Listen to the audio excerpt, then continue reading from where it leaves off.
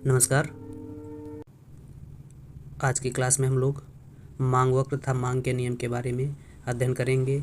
मांग वक्र को सबसे पहले वालरा ने ह्रासमान सीमांत उपयोगिता नियम के आधार पर व्युत्पन्न किया।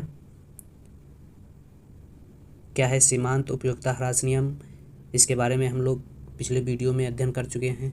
तो ह्रासमान सीमांत उपयोगिता नियम के अनुसार क्या होता है, ह्रासमान सीमांत उपयोगिता नियम में किसी वस्तु की अधिक से अधिक मानक इकाइयों का अगर निरंतर उपभोग किया जाता है तब प्रत्येक अतिरिक्त इकाई से प्राप्त होने वाली सीमांत उपयोगिता क्रमशः घटती जाती है। यह सभी वस्तुओं तथा सेवाओं के संबंध में लागू होता है, इसलिए इसे संतुष्टि का आधारभूत नियम या आधारभूत मनोवैज्ञानिक नियम कहा जाता है।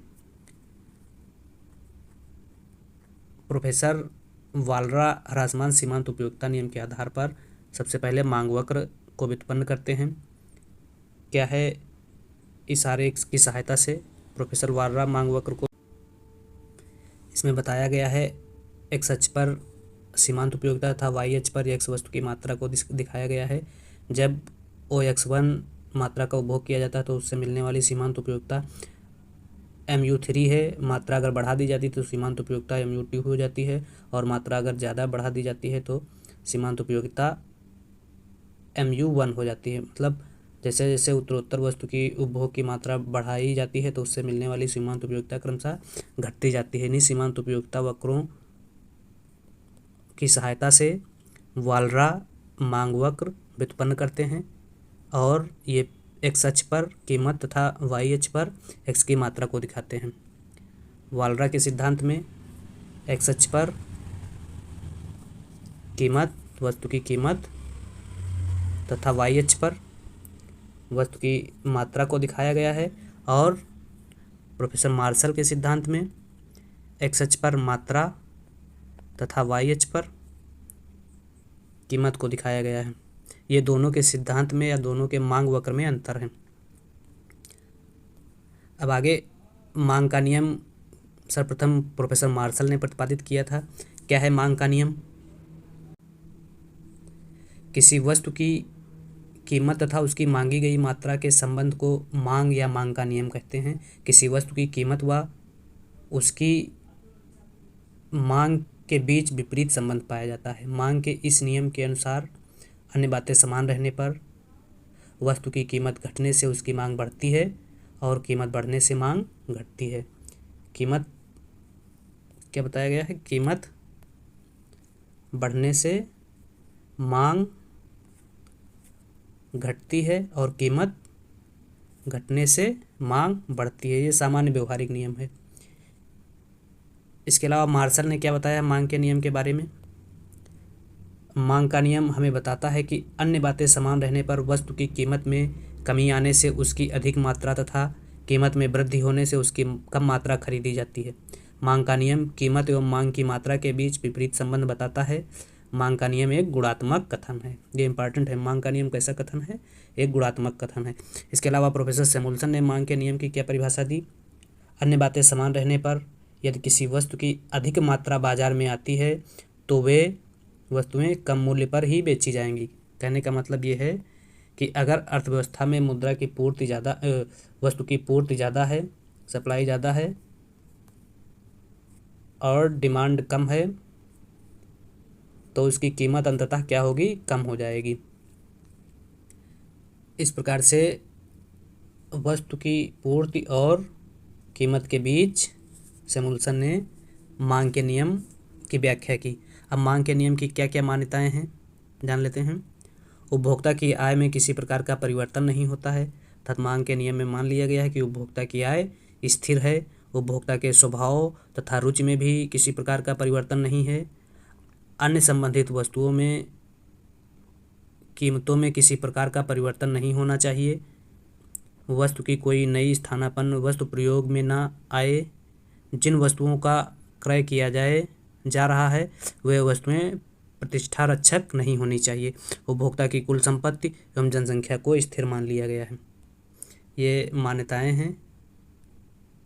मांग के नियम को मांग फलन द्वारा भी दिखाया जा सकता है।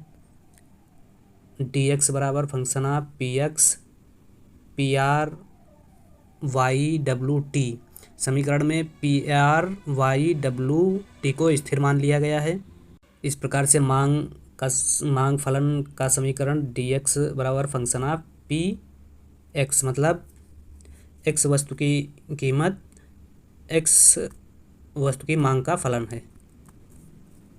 अब मांग अनुसूची या रेखा चित्र की सहायता से मांग के नियम को कैसे बताया जा सकता है? तो मांग के नियम को बाजार मांग अनुसूची और बाजार मांग वक्र के द्वारा बनाया जा सकता है। सारणी में एक तरफ क्या है, दूध की कीमत, और दूसरी तरफ दूध की मांग को दिखाया गया है। इसमें क्या संबंध है देखते हैं। जब दूध की कीमत ज़्यादा है, मतलब 5 रुपये है, तो मांग 2 kg है, कीमत घट रही है, 4 हो गई तो मांग बढ़ गई। कीमत घटने पर मांग क्या हो रही है, बढ़ रही है। कीमत घटकर 3 रुपये हो गई तो मांग 9 हो गई, कीमत 2 रुपये हो गई तो मांग 15 हो गई। तो कह सकते हैं मांग बढ़ने पर कीमत घट रही है और कीमत घटने पर मांग बढ़ रही है। इसे आरेख से भी दिखाया जा सकता है। एक्स अक्ष पर दूध की मांग तथा वाई अक्ष पर दूध की कीमत बताया गया है। जब दूध की कीमत 5 रुपये है तो मांग कितनी की जा रही थी, 2 किलो। दूध की कीमत घट के हो गई 4 रुपये तो मांग की जा रही थी 5 किलो। इसी प्रकार से दूध की कीमत घट के 3 रुपये हो गई तो मांग की जा रही थी 9 किलो, और दूध की कीमत घट के 2 रुपये हो गई तो मांग की जा रही थी 15 किलो। इस प्रकार से इन सभी बिंदुओं को मिलाने से जो रेखा बन रही है या मिल रही है उसे क्या कह रहे हैं, मांग वक्र कह रहे हैं। इससे भी स्पष्ट हो रहा है कि मांग वक्र वस्तु की कीमत एवं मांगी गई मात्रा के बीच कैसा विपरीत संबंध बता रहा है। और मांग वक्र का ढाल ऋणात्मक ढाल का है। विपरीत संबंध कैसे बता रहा है, जब किसी वस्तु की कीमत ज़्यादा होती है तो उस वस्तु से संबंधित मांगी गई वस्तु कम होती है। कीमत जैसे जैसे घट रही है तो मांगी गई वस्तु की मात्रा में वृद्धि हो रही है। मांग वक्र का स्वरूप कैसा होता है, तो मांग वक्र का स्वरूप ऊपर से नीचे दाईं ओर गिरता हुआ ऋणात्मक ढाल का होता है, जो वस्तु की कीमत तथा मांग में विपरीत संबंध प्रकट करता है। कैसा होता है, ऋणात्मक ढाल का होता है, जो वस्तु की कीमत तथा मांग में विपरीत संबंध व्यक्त करता है। अर्थात जब वस्तु की कीमत ज़्यादा होती है तो वस्तु की मांगी गई मात्रा कम, तथा यदि कीमत कम होती है तो वस्तु की मांग ज़्यादा होती है। ऐसा क्यों होता है, इसके कई कारण हैं। सीमांत उपयोगिता ह्रास नियम के कारण मांग वक्र ऋणात्मक ढाल का होता है। प्रतिस्थापन प्रभाव नियम के कारण मांग वक्र ऋणात्मक ढाल का होता है। आय प्रभाव के कारण और उपभोक्ता की संख्या में परिवर्तन के कारण मांग वक्र जो है ऋणात्मक ढाल का होता है। मांग वक्र को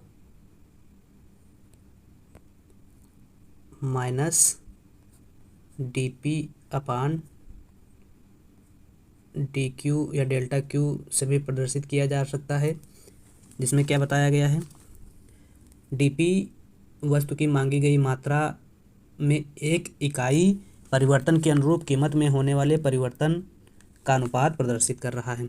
ये क्या है, dp/dq या डेल्टा p/q वस्तु की मांगी गई मात्रा में एक इकाई परिवर्तन के अनुरूप कीमत में होने वाले परिवर्तन को व्यक्त कर रहा है। ये मांग वक्र का ढाल है। यह ऋणात्मक क्यों होता है, ऋणात्मक चिन्ह वस्तु की कीमत तथा उसकी मांगी गई मात्रा के बीच विपरीत संबंध को व्यक्त कर रहा है। इसको गणितीय ढंग से मांग वक्र का ढाल कहा जाता है। अब अपवाद स्वरूप मांग वक्र कैसा होता है, तो सिंपल या सामान्य मांग वक्र कैसा होता है हम लोग देखें। सामान्य मांग वक्र x0y कीमत और वस्तु की मात्रा के बीच संबंध को व्यक्त करता है, और बाएं से दाएं नीचे गिरता हुआ ऋणात्मक ढाल का होता है, जो बताता है कि वस्तु की कीमत अगर ज़्यादा है तो वस्तु की मांग कम की जाएगी, वस्तु की कीमत अगर कम है तो वस्तु की मांग ज़्यादा की जाएगी। अर्थात मांग वक्र वस्तु की कीमत एवं मात्रा के बीच विपरीत संबंध बताता है। जो ऋणात्मक ढाल का होता है। इसी प्रकार से अपवाद स्वरूप मांग वक्र क्या होता है? अपवाद स्वरूप मांग का नियम मांग के नियम के क्या है? बिल्कुल विपरीत है, अर्थात वस्तु की कीमत एवं मांग की मात्रा के बीच धनात्मक संबंध की बात करता है। कैसे धनात्मक संबंध की बात करता है? ये वस्तु की कीमत इधर प्राइस हो गई वाई अक्ष पर और एक्स अक्ष पर मात्रा हो गई। यह अपवाद स्वरूप मांग वक्र है। तो अपवाद स्वरूप मांग वक्र, ये जब वस्तु की कीमत P1 थी तब मांग OX1 थी, अब कीमत बढ़ के P2 हो गई तो मांग भी बढ़ के OX2 हो गई। तो इस प्रकार से जैसे जैसे वस्तु की कीमत बढ़ रही है उसी प्रकार से वस्तु की मांग भी बढ़ रही है। तो ये अपवाद स्वरूप मांग वक्र होगा। मांग के नियम के अपवाद मांग वक्र के ऊपर उठने के क्या कारण हैं? मतलब अपवाद स्वरूप जो मांग वक्र है इसके क्या कारण हैं कि ये धनात्मक क्यों होता है या बाएं से दाएं की तरफ ऊपर उठता हुआ क्यों होता है, इसके क्या कारण हैं जान लेते हैं। पहला कारण है कीमत में और वृद्धि या कमी की आशा, मतलब उपभोक्ता या क्रेता कीमत में वृद्धि या कमी की आशा से क्या करता है? वस्तुओं की मात्रा कीमत बढ़ने पर भी क्रय कर लेता है। अर्थात कह सकते हैं प्रतिष्ठा की वस्तुओं में ऐसी वस्तुएं जो महंगी होती हैं और उपभोक्ता को आवश्यक नहीं होती हैं या उनको तत्काल उपभोक्ता की आवश्यकता नहीं होती, फिर भी उपभोक्ता क्या होता है? खरीद लेता है। इसलिए यह वक्र धनात्मक हो जाता है। वस्तु की कीमत एवं मात्रा के बीच धनात्मक संबंध व्यक्त करता है। गिफिन वस्तुओं के संदर्भ में भी ऐसा होता है और अनिवार्य वस्तुओं के संदर्भ में भी ऐसा होता है। और वस्तु की दुर्लभता की आशंका, मतलब भविष्य में अगर वस्तुएं कम हो जाएंगी तो इससे क्या होगा? वस्तु की कीमत बढ़ जाएगी। तो इस आशंका की दृष्टि से भी क्या होता है, क्या करता है उपभोक्ता? अगर वस्तु की कीमत ज़्यादा है तब भी क्या करेगा? वस्तु की मांग करेगा या वस्तु को खरीद लेगा, जिससे क्या होगा? अपवाद स्वरूप मांग वक्र बाएं से दाएं ऊपर उठता हुआ धनात्मक ढाल का हो जाएगा। अब मांग को प्रभावित करने वाले कारक क्या? इस प्रकार से हम लोगों ने क्या देखा? अपवाद स्वरूप जो मांग वक्र है उसके ऊपर उठने के कारण क्या हैं? पहला कारण कीमत में और वृद्धि या कमी की आशा, दूसरा कारण प्रतिष्ठा की वस्तुएं, तीसरा कारण गिफिन वस्तुएं, चौथा कारण अनिवार्यताएं और पांचवा कारण वस्तु की दुर्लभता की आशंका। अब मांग को प्रभावित करने वाले तत्व कौन कौन से हैं? कौन कौन से तत्व हैं जो मांग को प्रभावित करते हैं? पहला तत्व उपभोक्ता की आय मांग को प्रभावित करता है, धन का वितरण, उपभोक्ता की रुचि, भौगोलिक वातावरण, वस्तु का मूल्य, व्यापार चक्र, जनसंख्या, भविष्य में मूल्य परिवर्तन की आशंका, सरकारी नीति, संबंधित वस्तु की कीमत। तो इस प्रकार से यह तत्व जो हैं मांग को प्रभावित करते हैं। तो इस प्रकार से आज के वीडियो में हम लोगों ने मांग के नियम के बारे में विस्तार से अध्ययन किया। अब अगले वीडियो में हम लोग मांग में विस्तार एवं संकुचन या मांग में वृद्धि एवं कमी के बारे में पढ़ेंगे।